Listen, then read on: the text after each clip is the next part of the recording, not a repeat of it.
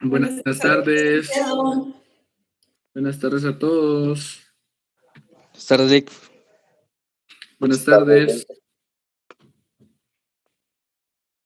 Buenas tardes. Vamos a dar unos minutitos más para que se conecten otros compañeros e iniciamos la clase. Enterado, Rick.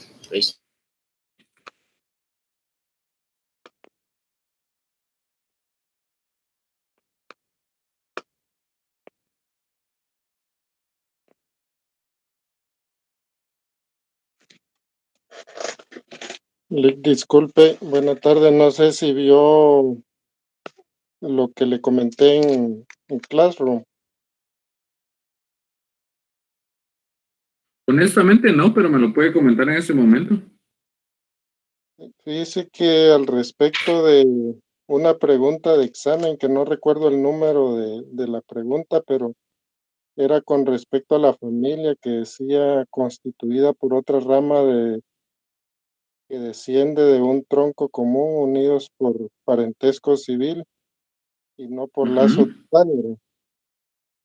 Y la pregunta decía, y por lazos de sangre. Entonces yo la puse falsa y según el sistema decía que era verdadera, ¿no?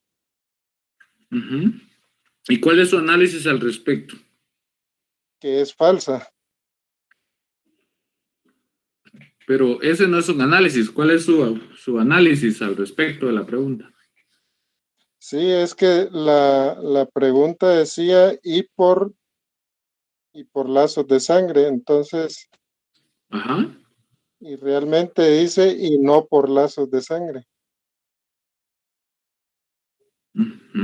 ¿Y ya revisó sus copias? Sí, cabal, basándome a las copias. Ok, lo voy a revisar porque resulta que algunas preguntas yo las cambié en el sentido de que no se las hice realmente como estaba en las copias, porque ustedes tienen que aprender a interpretar. No necesariamente tiene que estar transcrito lo que yo les he dejado en el material, sino que ustedes hicieran un breve análisis si correspondía o no correspondía a una figura. Si quieren lo voy a ver despuesito y le comento, pero como les digo, no es que una pregunta se apegue totalmente a lo enunciado. Y yo no sé si ustedes se dieron cuenta, en las preguntas había unas que no eran tan como estaba en el material, pero si ustedes entendieron y captaron el tema, pues fácilmente lo respondieron, pero no era que yo haya agarrado fragmentos del material y los haya colocado ahí, más que todo era una cuestión de análisis. Pero déjeme ver y yo le comento. Bueno, yo creo que vamos por inicio la clase de hoy. Quiero saber si me pueden ver de buena manera, si escuchan también de la misma manera, si pueden ver la presentación. Sí, se mira clara la presentación. Ok, perfecto. Entonces, la verdad, les comento que por cuestión de tiempo ni siquiera he visto las notas. Yo me imagino que les fue bien. Creo que el examen venía bastante fácil, bastante comprensible. Creo que en la carrera no sé si consigan otro examen así de sencillo como ese. Entonces, era importante que ustedes sacaran una muy buena nota por lo que se estaban jugando. Por otra parte, pues vi algunos comentarios de ustedes ahí que les había ido muy bien y qué buenísimo, pero tampoco se confíen. Recuérdense que ahorita porque yo les estoy tratando de facilitar las cosas, pero todavía existen 30 puntos en juego y nadie les garantiza a ustedes que vayan a sacar 5 puntos de 30 en ese famoso examen o 2 puntos, ¿verdad? Entonces, eso es reflexión de vida, ¿verdad? Nunca den por sentadas las cosas y además valoren el contexto en el que lo están haciendo, porque, como les digo, si bien es cierto, eran varias preguntas, todo lo realicé de conformidad con lo que se ha explicado en la clase, nada fuera de ese tema. Entonces, ni de otro libro, ni de otra situación, no, únicamente explicaciones dadas en clase. Entonces, y falso verdadero creo que fue suficiente ayuda el que El que quiso sacó los 70, el que no quiso pues sacó menos o sacó más o menos, o una puntuación más promedio, pero ahí sí que ya es cuestión de cada uno. Y lo importante, como yo les reitero, no es que aquí venga uno solo a ganar las clases, porque cuando ustedes sean profesionales y no sepan cosas básicas, entonces definitivamente se van a arrepentir de eso. Ustedes tienen que aprender, no solo es lograr una nota. Si bien es cierto, la nota me hace pasar a otro curso, me hace ir avanzando en mi carrera, en mis cursos, pero eso no me da conocimiento. Entonces el conocimiento, esos son ustedes los que lo deben ir guardando, lo deben ir atesorando, porque en algún momento les va a tocar solos, les va a tocar que ir a defender sus tesis. Entonces, yo sé que ustedes tienen ahí hasta el material de apoyo, tienen muchas herramientas, etcétera, pero les digo, traten de estudiar a conciencia, no solo porque, bueno, aquí tengo las copias, aquí voy comparando y todo, ¿no? Pero esa ya es cuestión de cada uno de ustedes, ¿verdad? Como les digo, el que lo hizo honestamente, el que lo hizo transparentemente, qué buenísimo, se está formando como un excelente profesional, un profesional probo, un profesional honorable. El que no lo hizo de esa manera, pues es su problema. Yo, ¿quién soy para juzgarlo? Lo único que les digo que eso después genera perjuicio. Entonces, ahí ya la vida los juzgará, ya ustedes se engañan a sí mismos, porque a mí no me engañan. Entonces, felicitaciones a los que sacaron buenas notas. Como les digo, no las he visto, pero supongo que les fue muy, muy bien. ¿Algún comentario al respecto? Ah, por cierto. Duda. Dígame. Fíjese que en el examen venía una prueba del COCIVIL de los 2.180 artículos y un transitorio. Me aparecen 2 transitorios. Esa era mi consulta para usted, para si me puede explicar, porque yo tengo el artículo 124 transitorio y el transitorio puse falso porque habían 2 transitorios. No sé si estoy con código que no está actualizado, según yo sí, o si me puede explicar cuál es el transitorio y cuál no, porque me salió mala la respuesta.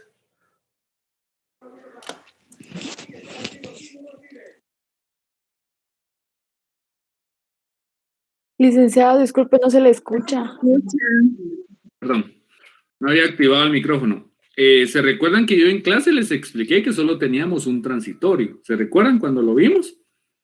2.180 artículos y uno transitorio. Entonces, ustedes me tenían que responder de conformidad a lo que vimos en clase.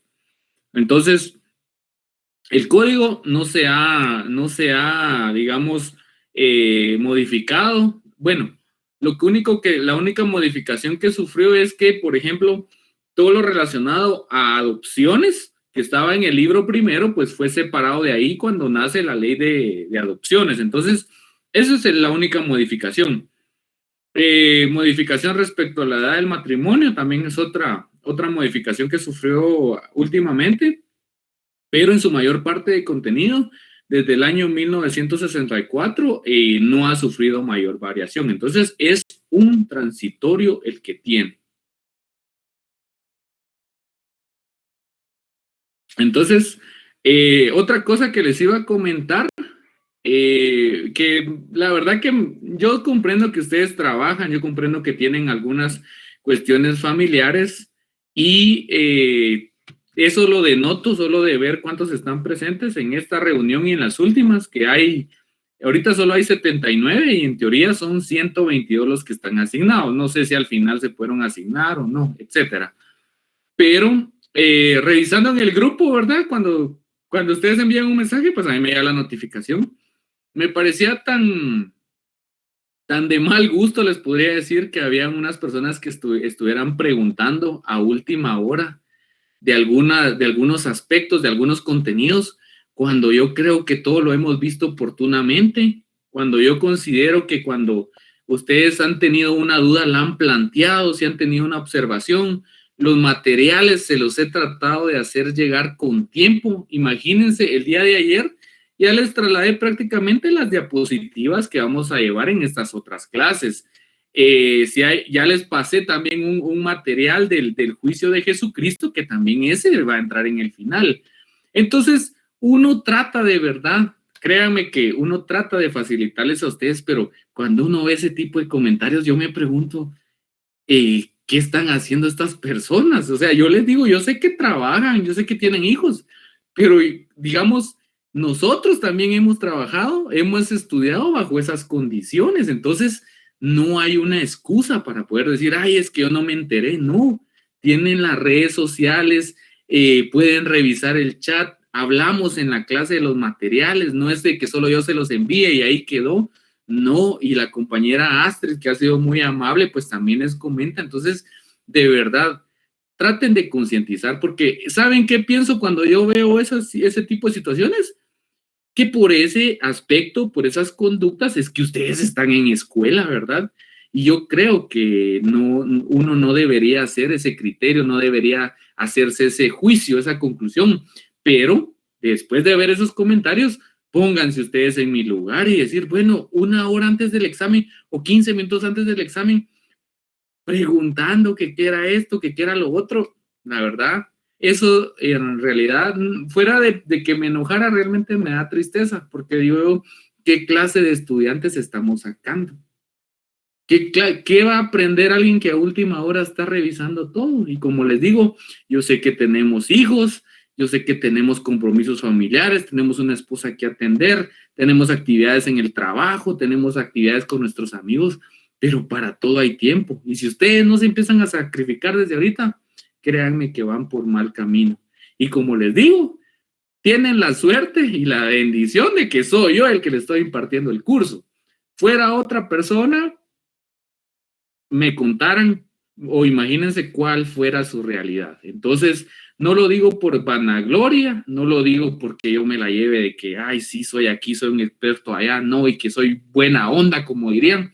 No, simplemente porque yo les he tratado de facilitar las cosas, pero al ver este tipo de comentarios, realmente decepciona. Les soy honesto, decepciona. Entonces, eso se los dejo a modo de reflexión. Entonces, ustedes se van construyendo su propio destino, ustedes se van construyendo sus propios antecedentes, ¿verdad?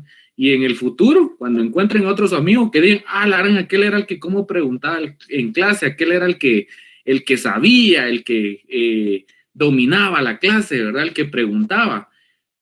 Caso distinto que dijera, aquel era el que apenas sacaba los 61.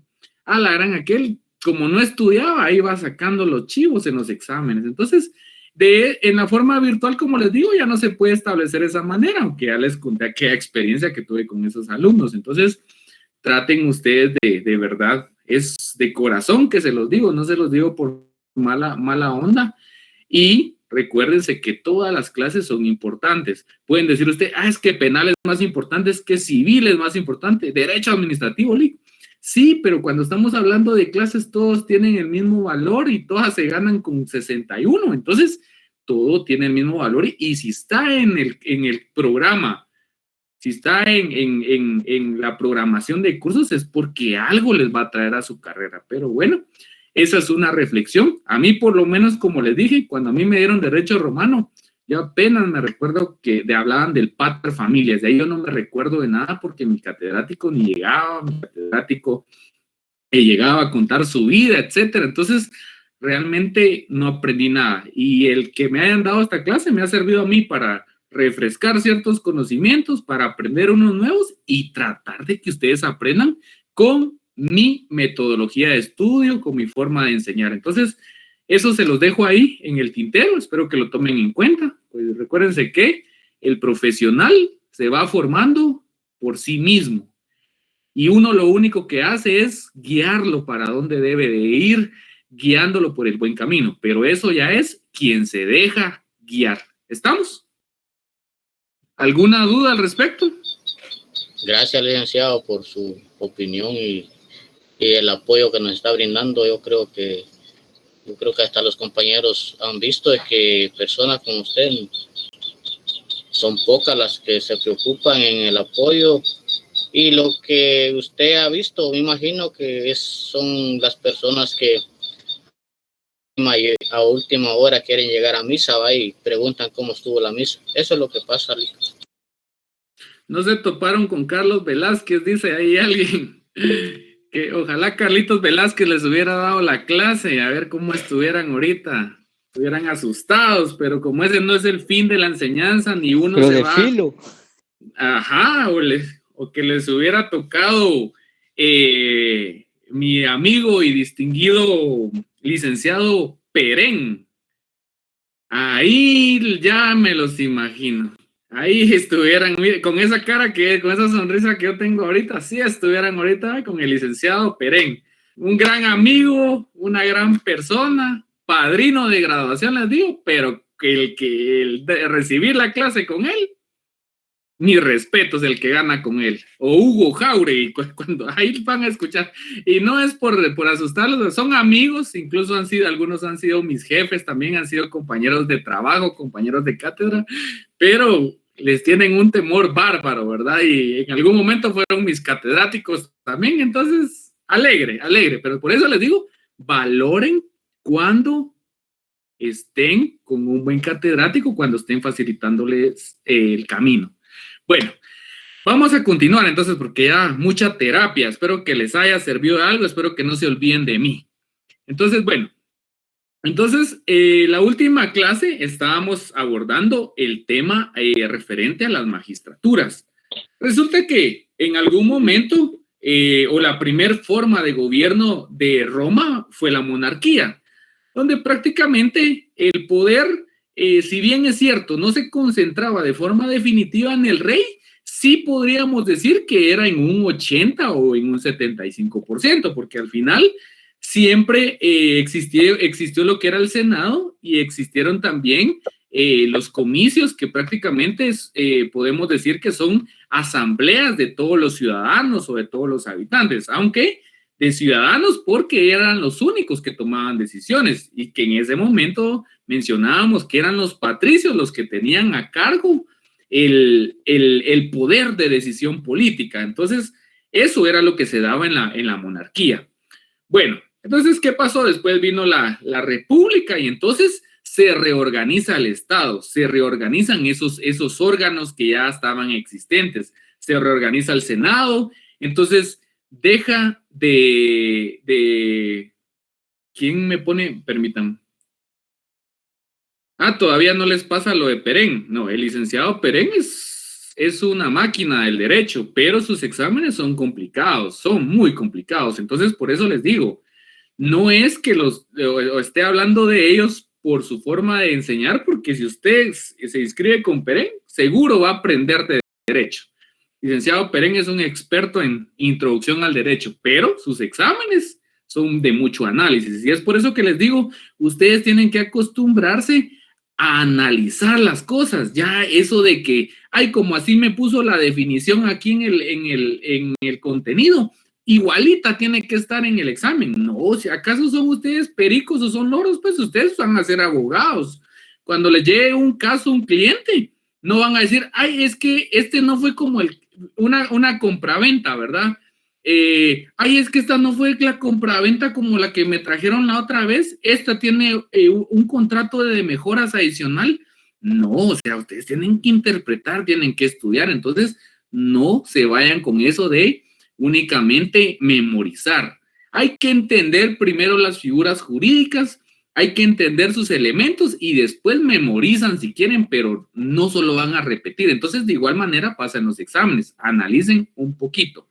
Y como les digo, estos dos licenciados que les mencioné, expertos, el licenciado Hugo Jauregui él es un científico del derecho penal.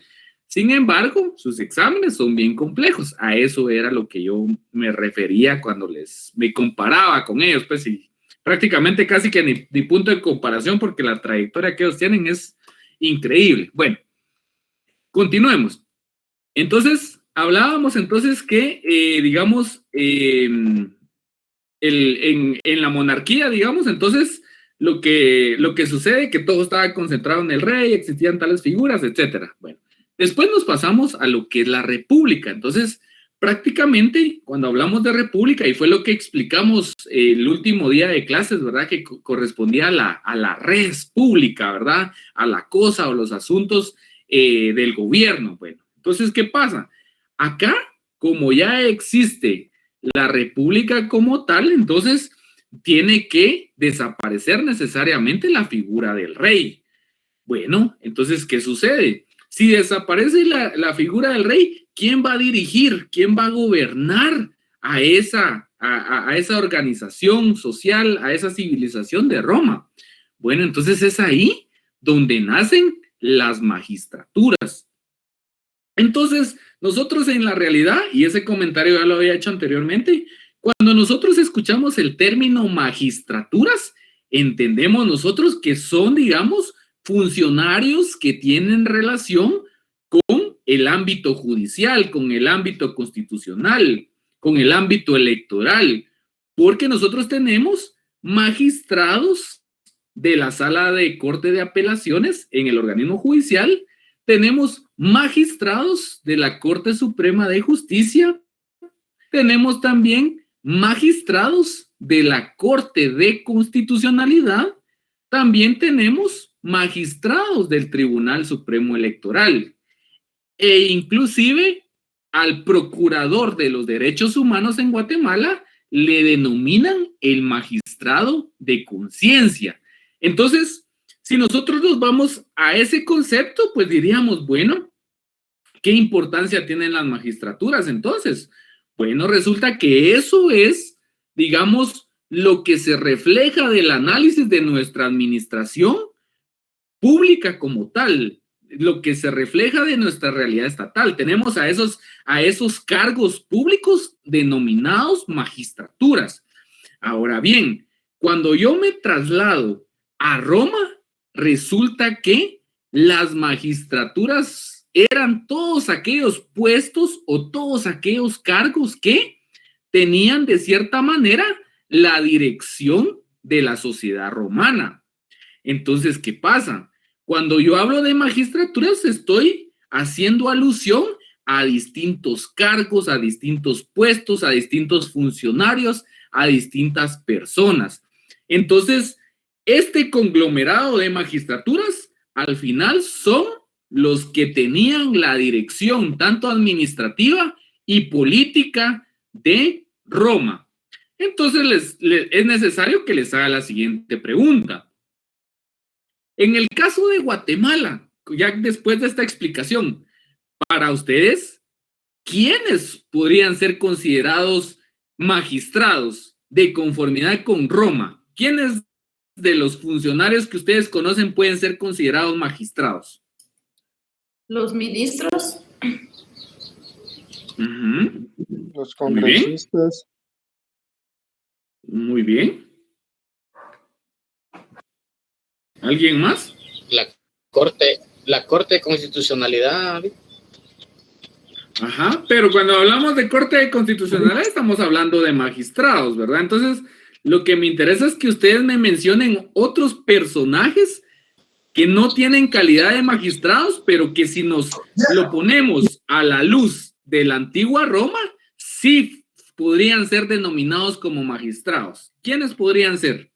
Los diputados. Los alcaldes. Exacto, los alcaldes, muy bien. ¿Quién más? En el Ministerio Público, licenciado. Ajá, la fiscal general del Ministerio Público, muy bien. ¿Será que el presidente no puede ser catalogado como un magistrado? El de Derechos Humanos. La PGN. Perfecto. Perfecto. Yo creo que entonces estamos claros, ¿verdad? Yo creo que ya entendimos entonces para dónde va este sistema de las magistraturas. Entonces, si nosotros lo traemos a nuestra realidad, pues tendríamos muchas magistraturas. Ustedes empiezan desde el gobierno local, que es la alcaldía, ¿verdad?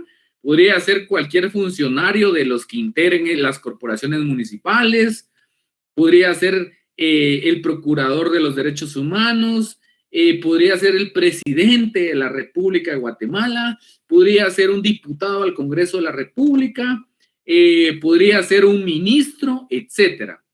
Entonces, todas esas personas, si esta estructura que tenemos actualmente la trasladáramos hacia el pasado, y específicamente en Roma, todos tuvieran la calidad de magistraturas, porque tienen a su cargo la dirección administrativa y política de lo que es una sociedad organizada. En aquel caso, pues de Roma. Ahora nosotros como Estado de Guatemala. Entonces, primero, lo que debemos tener siempre nosotros conscientes es que somos un Estado. Entonces, si somos un Estado, tenemos que ver cómo se constituye el Estado. Y lanzo la siguiente pregunta. ¿Quiénes conforman al Estado? ¿O quiénes constituyen al Estado como tal? Todos, Lick. ¿El pueblo? Los tres poderes. Ajá. ¿Tienen su constitución a la mano?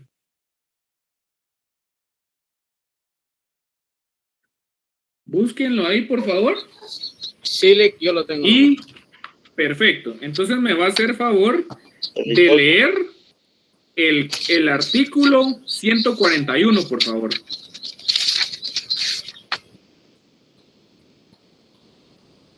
Dice soberanía. Artículo 141 habla sobre la soberanía. La soberanía radica en el pueblo, en la delega para su ejercicio en lo judicial. La subordinación entre los mismos es prohibida. Exactamente. Bueno, entonces, ¿quiénes constituyen al Estado primeramente? ¿Quiénes constituyen al Estado? El pueblo, primeramente, el pueblo. Bueno, pero el pueblo somos cada uno de nosotros y nosotros no podemos tomar ciertas decisiones que, digamos, tengan la dirección política o administrativa de Guatemala. Entonces, ¿qué hacemos? Nosotros lo delegamos. Entonces, ¿quién, digamos, a través de esa delegación, cómo se organiza el Estado o quién constituye al Estado como tal? El presidente. Los tres poderes. El Congreso. La sociedad. ¿Qué establece ese artículo? Leámoslo nuevamente.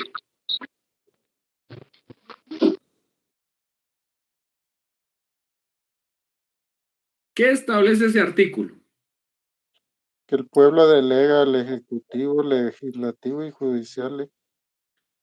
Exactamente. Entonces, nuestro Estado está conformado por 3 organismos de Estado. Eso es lo que no deben olvidar ustedes. Si bien es cierto, nosotros lo delegamos, el Estado en sí está conformado por esos 3 organismos: el Ejecutivo, el Legislativo y el Judicial. Así es como se constituye el Estado como tal. Entonces, prácticamente las personas que están a cargo de estos organismos, pues podríamos decir que son magistraturas, si lo pasáramos al tiempo de Roma. Pero ustedes me dirán, bueno, fíjese, Eli, que sí, y usted tiene toda la razón, pero yo le acabo de mencionar que está el PDH, que están los alcaldes. Entonces, ¿qué pasa en ese caso? Hay un término más amplio de los organismos de Estado. Delito, Lick. Perdónenme aquí. Bueno, les decía entonces que hay, digamos, existen esos 3 organismos y las personas que están a cargo de esos organismos, pues prácticamente pues, son magistrados, digamos, si los llevamos a la época de Roma. Pero entonces ustedes me preguntan, mire, ¿y el Procurador de los Derechos Humanos, Lick? Y, por ejemplo, el Ministerio de Desarrollo Social o, por ejemplo, la Universidad de San Carlos. Entonces, ¿qué son esos? Pues esos también son denominadas magistraturas, si lo pasáramos al tiempo antiguo, porque no forman los 3 organismos del Estado, pero sí conforman la administración pública en Guatemala.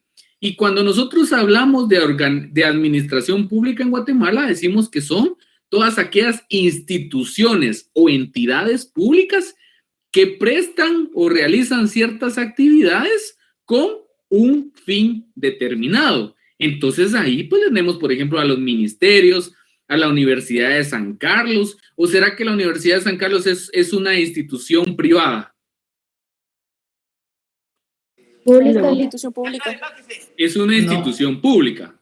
Entonces, tal y como lo establece el artículo 82 de la Constitución Política de la República de Guatemala, no es una entidad privada, sino que es pública. Y establece que es la encargada de la educación superior en Guatemala. Entonces ya vemos, si nosotros nos pasáramos a Roma, diríamos, puchica, el rector de la Universidad de San Carlos es un magistrado, porque sí tiene cierto estatus dentro de la sociedad, ejerce cierto poder, etcétera, ¿verdad? Bueno, entonces eso es lo que entendemos nosotros como magistraturas en Roma. Todos aquellos puestos a través de los cuales se puede manejar o se tiene cierto poder o cierta competencia para dirigir o para administrar, en este caso, a la sociedad romana como tal. Bueno, entonces les pregunto, ¿tenemos claro esa diferencia entre una magistratura romana y una magistratura en nuestra realidad nacional?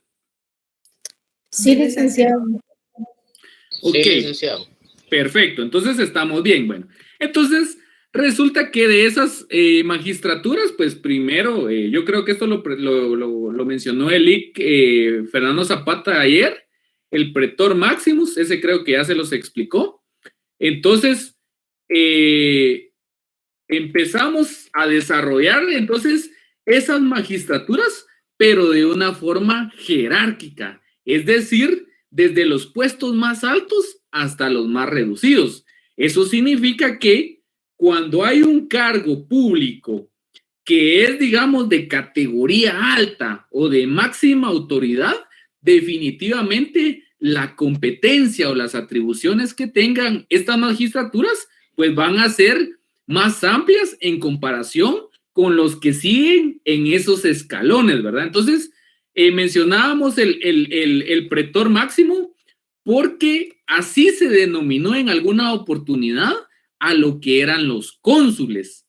Entonces, esa fue la denominación, pero si nosotros profundizamos en la lectura de la historia, pues prácticamente esos pretores máximos se convirtieron en lo que son los cónsules. Por supuesto, acá, para que existiera, digamos, una participación tanto de los plebeyos como de los patricios, lo que se genera es una colegialidad. ¿Y qué significa esa colegialidad? Que ellos van a estar representados a través de dos cónsules. Entonces, prácticamente ya cambiamos el escenario, ya no solo es el rey el que decide, cambiamos las competencias del Senado y en los comicios, etcétera. Entonces, aquí empezamos a hablar de otra estructura, digamos, que llamamos magistraturas. Bueno, entonces cuando hablamos de los cónsules o los consulados, pues prácticamente eran los máximos gobernantes de la República Romana. En la diapositiva indica que eran inclusive comparados con un rey. Eso significa que tenían muchas atribuciones. Su ámbito de competencia o su ámbito para ejercer sus funciones era bastante amplio. Entonces, ahí empezamos con la autoridad máxima, los cónsules. Entonces, aquí hay algo que llama bastante la atención. Menciona que los cónsules eran considerados como la cabeza política de la República. Entonces, les pregunto, si ese famoso cónsul, que al final es una magistratura en Roma, lo trasladáramos a nuestra realidad nacional, ¿quién creen ustedes que sería uno de esos cónsules? Porque menciona ahí que ese cónsul es la cabeza política de la República. ¿Quién podría ser un cónsul en este tiempo? El presidente de la República. El presidente de la República. Entonces, para que lo tomemos en cuenta también, si nosotros nos vamos al artículo ahorita les digo. 182 de la Constitución. Vayan apuntándolos porque son importantes. El artículo 182 de la Constitución me establece que el presidente de la República es el jefe del Estado de Guatemala y ejerce las funciones del organismo ejecutivo por mandato del pueblo. Entonces significa que nosotros somos sus patrones, o sea, nosotros le delegamos a él sus funciones. Cuando ustedes ven la realidad, ven qué pasa diariamente acá, me van a decir ustedes, que ese artículo no sirve, ese artículo no funciona, es ineficaz, etcétera. Pero esa es una cosa práctica, pero mientras tanto, la ley sí continúa vigente. Entonces, esas son las atribuciones que tiene el presidente. Funciona como jefe de Estado y también ejerce las funciones del organismo ejecutivo como administrador. Entonces, prácticamente en Roma lo que se tenían eran dos presidentes. Esos dos presidentes pues tenían muchas atribuciones, tenían muchas funciones y prácticamente representaban a esos dos sectores antagónicos sociales que se dieron en ese momento, que eran los patricios y los plebeyos. Bueno, perfecto. Algo interesante acá es que estas personas duraban en el ejercicio de su cargo solo un tiempo determinado. En cambio, el rey, ¿se recuerdan cuál era el tiempo que el rey duraba en sus funciones? Era vitalicio. Era vitalicio. Entonces, hasta que él se muriera, hasta que él renunciara, hasta que pasara cualquier cosa con él, entonces ahí se terminaba el periodo de sus funciones. En cambio, acá sí existe una temporalidad.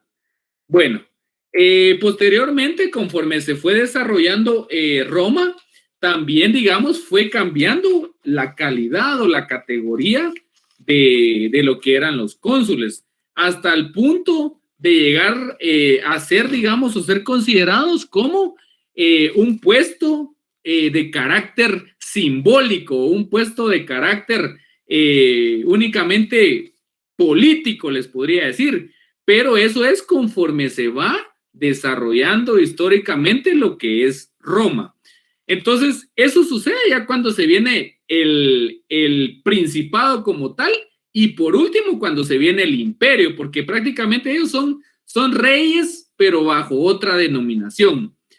El primero como principado y el segundo del emperador, que prácticamente es un rey, solo que este sí con autoridad absoluta.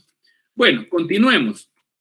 Entonces, resulta que ya abordaron ustedes lo que era el cónsul. Bueno, perfecto. Entonces, esta es la mayor expresión de poder en la República, es decir, las personas que ejercían más influencia, las personas que tenían más competencia. Cuando yo hablo de competencia, me refiero a aquel conjunto de atribuciones, funciones u obligaciones o responsabilidades que tiene un funcionario. En ese caso, pues, estos famosos cónsules tenían mucho poder y tenían la dirección de la sociedad romana, tanto política como administrativamente. Perfecto. Entonces, ellos eran lo máximo, ¿verdad? Y mencionamos al pretor Maximus porque así se conoció la figura del cónsul en un primer momento. Bueno, excelente. Bueno, ¿qué sucede? Si vamos en esa escala jerárquica, ahora vamos a encontrar a un famoso pretor. Pero este no es el mismo pretor Maximus que mencionamos anteriormente. Este es otra figura que tiene otra naturaleza. Entonces, ¿qué pasa? ¿O cómo funciona la figura del pretor? Establece la diapositiva que era un magistrado romano cuya jerarquía se alineaba inmediatamente por debajo de la del cónsul. Entonces, ¿qué podemos evidenciar acá? Que acá existía una relación de jerarquía. Y cuando existe una relación de jerarquía, significa que hay alguien que está ubicado en un nivel superior y otro que está ubicado en un nivel superior. Bueno, entonces me deja clara la diapositiva que el cónsul era el que estaba por encima, ¿verdad? Era el que estaba en la cúspide del poder. Seguidamente venía el pretor. En los primeros tiempos de la República Romana, el término pretor servía para designar a los cónsules. Entonces, imagínense, ahí vamos a lo que les mencionaba, por eso que se hace mención del pretor máximo, ¿verdad? Entonces, se les denominaba pretores a los cónsules, pero conforme fue transcurriendo la historia de Roma, conforme fueron cambiando los momentos políticos de Roma, entonces ya existe una diferenciación en lo que es un cónsul y en lo que es un pretor. Bueno, entonces continuemos. ¿De dónde nos quedamos? Bueno, el término pretor servía para designar a los cónsules porque estaban colocados al frente de los ejércitos. Eso significaba que el pretor también en algún momento tenía a su cargo todo lo que es la milicia en Roma. Bueno, perfecto, continuemos. Pero en el año 366 a.C.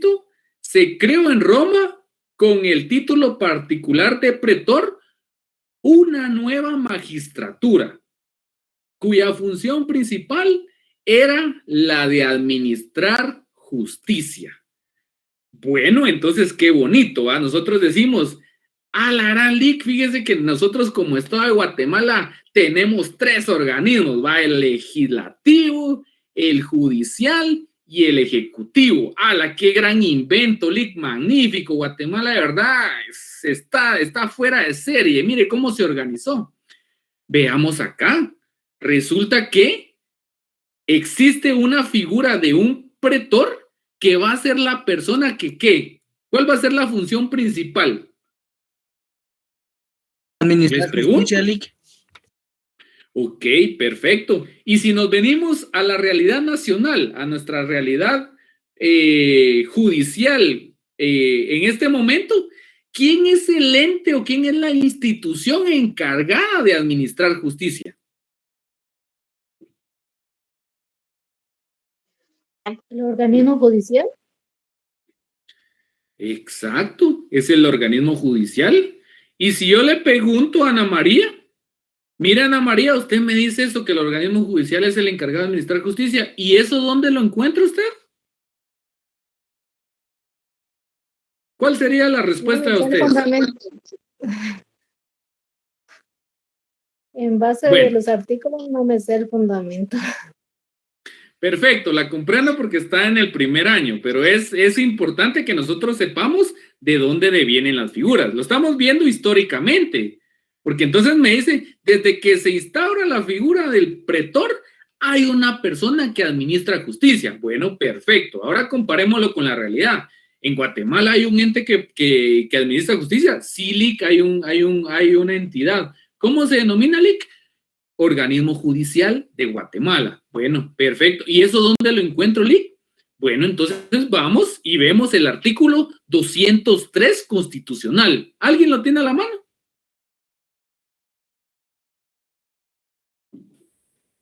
Yo, licenciado. Por favor, Stuart. Artículo 203, independencia del organismo judicial y potestad de juzgar. La justicia se imparte de conformidad con la Constitución y las leyes de la República. Corresponde a los tribunales de justicia la potestad de juzgar y promover la ejecución de los juzgados. Los otros organismos del Estado deberán prestar a los tribunales el auxilio que requieran para el cumplimiento de sus resoluciones. Hasta ahí, dejémoslo. Hasta ahí. Bueno, entonces, ¿qué es lo que me interesa? ¿O cuál era mi finalidad con que ustedes leyeran ese artículo? Que entonces nosotros ya tenemos un antecedente de cómo funciona esa administración de justicia. Entonces, cualquier pregunta de ustedes que alguna persona les realice u otro profesional del derecho, mira, ¿y cuáles serán los antecedentes de que hayan juzgado vos? Fíjate que aquí te voy a tener que dar una cátedra, le dicen ustedes. Bueno, nos vamos a remitir al derecho romano.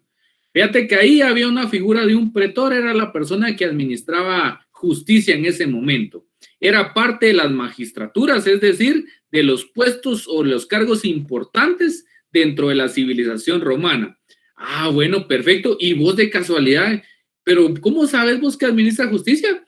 Porque la ley me lo manda y no es cualquier ley, es la Constitución Política de la República de Guatemala. Ah, bueno, ¿y en qué artículo vos? ¿Tenés tu Constitución? Por favor, remitite al artículo 203 y le das lectura. Y si querés te lo explico. ¿Será que cambia así la explicación de un profesional o no? A decir, ay, fíjate que, saber vos, yo solo sé que hay jueces ahí que ellos luchan por la justicia. ¿Será que es lo mismo esa explicación que la que vamos generando al conocer el derecho romano? Siento que es muy diferente. Es diferente, ¿verdad? Es diferente, pero así vamos estableciendo nosotros los orígenes de lo que son nuestros órganos jurisdiccionales. Entonces allá era solo un pretor el que administraba la justicia. Bueno, continuemos. Entonces, cuya función principal era la de administrar justicia en la fase in iure. Cuando yo escuché el término in iure, por lo regular, cuando escuchamos el término solo iure, nos estamos refiriendo a lo que es derecho, a lo que es la ley, pero tiene aparejado, tiene como previo otro término que es in iure. Y entonces, indagando y preguntando y analizando el sistema romano, resulta que in iure significa un procedimiento o un proceso. Entonces les digo yo a ustedes, de acuerdo a la corta experiencia que ustedes tienen en Guatemala, ¿qué procesos legales conocen ustedes?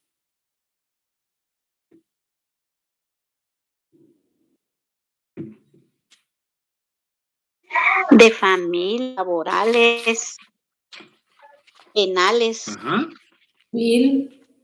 Son las demandas o denuncias, Lee. Ajá, entonces quiere decir que este pretor administraba justicia, pero no una justicia de decir, ¿saben qué? Vengan para acá y yo voy a administrar justicia y asunto arreglado. No, significaba que para poder solventar un asunto era necesario someterlo a un proceso. Y cuando hablamos de un proceso, vamos a decir que son todas aquellas etapas que tienen una finalidad, que normalmente es una sentencia o es una resolución final. Entonces, este pretor conocía de diversos asuntos, pero entonces, ¿qué hacía? Él los sometía a un proceso. Entonces, conforme iban pasando las fases del proceso, pues él iba, digamos, conociendo la controversia y en su momento oportuno, pues decidía sobre esa controversia. Bueno, continuemos. Entonces, ¿será que eso se asemeja a la realidad? ¿A lo que tenemos actualmente? Sí. Nosotros, a la mayoría del estudiante le gusta lo que es el derecho penal, lo que es el derecho civil, lo que son los derechos humanos, el derecho mercantil. Eso es lo que les apasiona. Dentro de todas estas ramas del derecho existen procesos. Vámonos a lo penal, que yo creo que es lo que más les gusta a todos. Más les gusta ahorita y cuando ya se gradúan resulta que nadie quiere penal. Pero bueno, entonces, ¿qué pasa? Ustedes conocen que hay un proceso penal. Es decir, no se le puede juzgar a una persona inmediatamente, decir, bueno, usted, licenciado Josué Julián Chitumul, usted incurrió en un delito. Su conducta se encuadra en un tipo penal y por lo tanto lo vamos a condenar al delito de falsedad ideológica. ¿Será que así funciona la justicia en Guatemala? No, lleva un proceso. Ajá. Lleva un proceso, lleva una serie de fases para llegar a un final. Entonces, esa serie de fases, ese proceso, no es un invento de Guatemala, es un invento de las civilizaciones antiguas, de Grecia y de Roma. Entonces, para solventar esta lucha de intereses o para solventar esta controversia, era necesario que existiera un litigio. Entonces, en ese litigio se ventilaba cierta situación. Es decir, bueno, si usted hizo tal cosa, entonces, bueno, conozcámoslo acá. Vamos a ver qué se puede aportar, cómo funciona el asunto. Ah, bueno, entonces yo ya estoy enterado de ese asunto, entonces ahora voy a dictar una resolución o voy a tomar una decisión. Perfecto, entonces ya existían los procesos desde ese tiempo y así sucede aquí en Guatemala. Primero, si nos vamos a las fases del proceso penal, primero a mí me tienen que detener por la presunta comisión de un hecho delictivo. Bueno, ¿qué pasa? Me llevan a una primera declaración. Ah, va, perfecto, hay una primera declaración, licenciado, muy bien. Después hay una etapa intermedia. Muy bien, Lee, qué buenísimo es usted en penal. Ah, va. Después, ¿qué sucede? Hay un ofrecimiento de prueba. Después que sí, hay una etapa de juicio, donde va a entrar a figurar lo que es un tribunal de sentencia. Ah, excelente, Lee. ¿Y qué pasa? ¿Será que ahí termina? No, fíjese que después hay una etapa de impugnaciones, donde usted puede plantear en lo penal todos los recursos que el Código Procesal Penal establece. ¡Ay, excelente, Lee! ¿Y será que ahí termina ya? ¿Será que ya me dan por condenado? No, falta la fase de ejecución. Es decir, que si usted fue condenado y fue sancionado con una pena de prisión, usted debe ir a cumplir esa condena. Y existe un órgano jurisdiccional denominado juzgado de ejecución que se va a encargar de velar porque usted le dé estricto cumplimiento a esa pena. Ah, la gran, qué bonito es el derecho penal, y la verdad es que sí continúo con apasionarme con el derecho penal. Alguien me pregunta en el chat, ¿alguien me podría decir lo que uno de sus compañeros preguntó en el chat, por favor?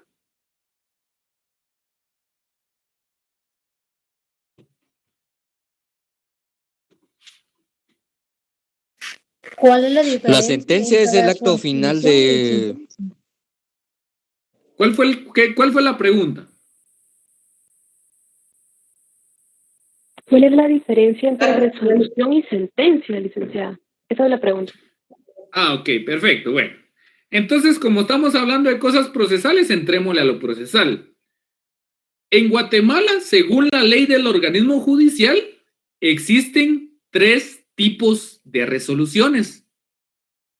Entonces, esas 3 resoluciones se denominan decretos, autos y sentencias. Entonces, cuando yo me refiero a resolución y no lo estoy identificando, puede ser cualquiera de estas 3. Entonces, en Guatemala solo existen en el área judicial o en el área penal, porque el derecho administrativo es por aparte, ahí hay otro tipo de resoluciones. Según la ley del organismo judicial, existen los decretos, que son resoluciones de trámite, los autos, que son resoluciones que dan cierta respuesta al asunto principal, y están las sentencias, que esas son las resoluciones finales. Entonces, así es como funcionan lo que son las resoluciones. Entonces, en el pasado, pues lo que dictaban los jueces, digamos, o en este caso el pretor, cuando tomaba sus decisiones, eran edictos o eran decisiones que él tomaba únicamente, pero no tenía esa clasificación que nosotros tenemos. Decretos, autos y sentencias. ¿Estamos? Sí, licenciada, muchas gracias. ¿Según qué ley?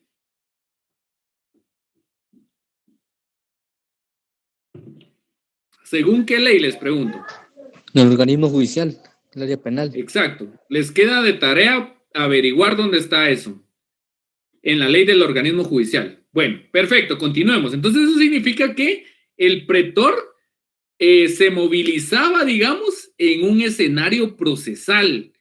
Es decir, él iba a tener cierto acercamiento con las partes, iba a tener conocimiento de determinado asunto y por último iba a emitir una resolución o iba a emitir un edicto o iba a emitir una resolución final o iba a tomar una decisión. Entonces, así funcionaba en Roma, a través del pretor. Y estamos hablando específicamente de la época cuando Roma estaba, digamos, bajo un sistema republicano. Porque si lo comparamos con la monarquía, ¿quién era el que administraba la justicia ahí? El rey. El rey.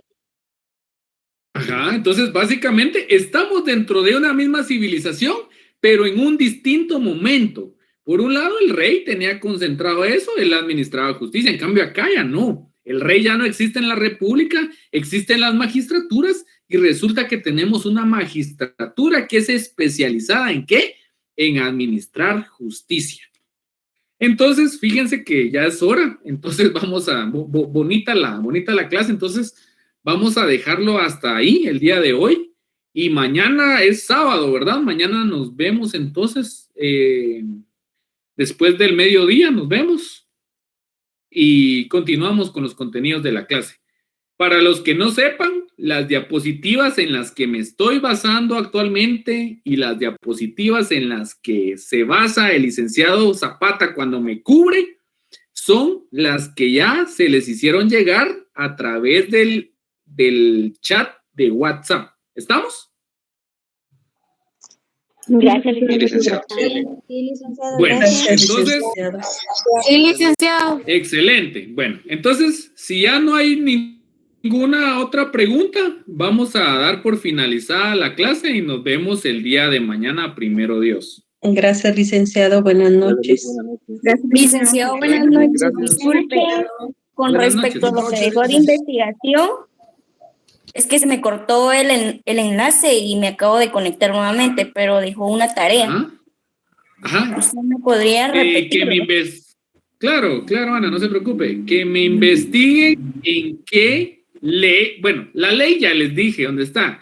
Los artículos donde se establece qué tipo de resoluciones hay en Guatemala. Ah, ok, licenciado, muchas gracias. Ok, no hay pena. Bueno, gracias, feliz noche, Lee. Una consulta. Dígame.